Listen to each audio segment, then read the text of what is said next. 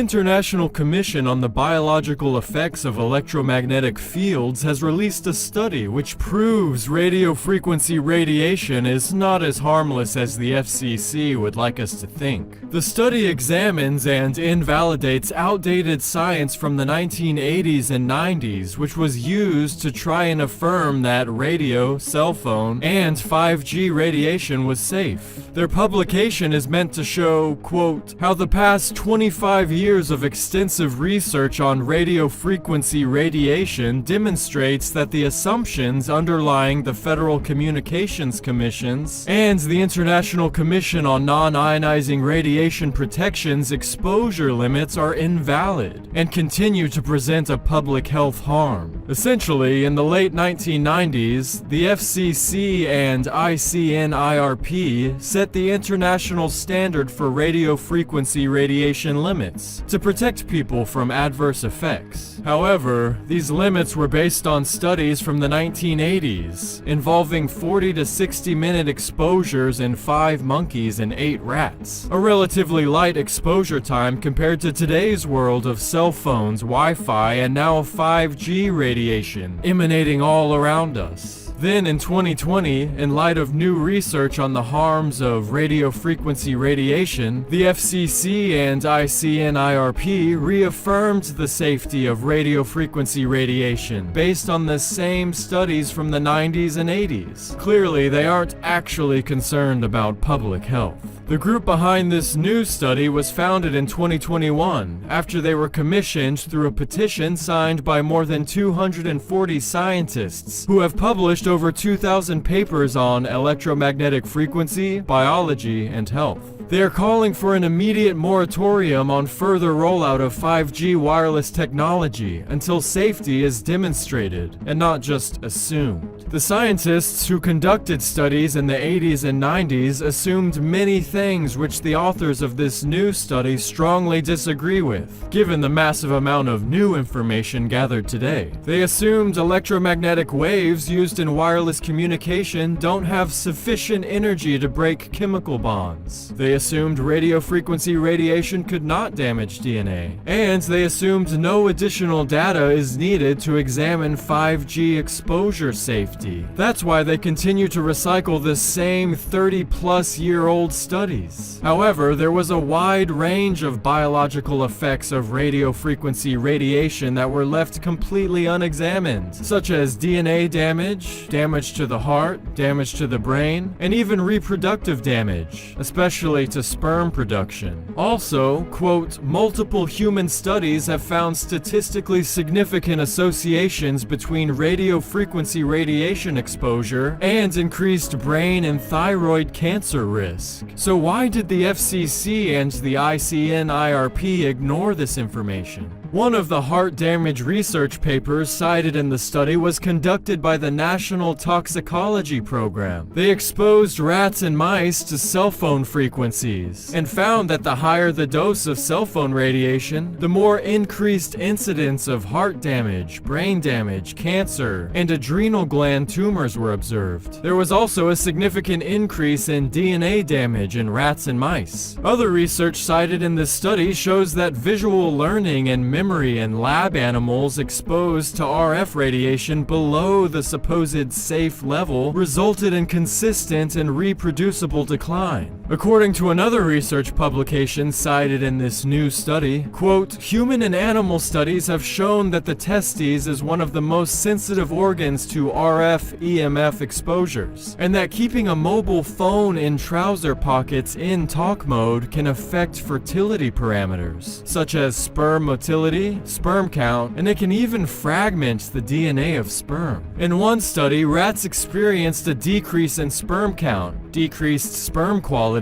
and the testicular development of rats was impaired. Rats who were exposed to radio frequency. Did you know that there's a simple combination of natural ingredients that will help you poop out pounds of old rotten waste in your colon within just a matter of days, and without the side effects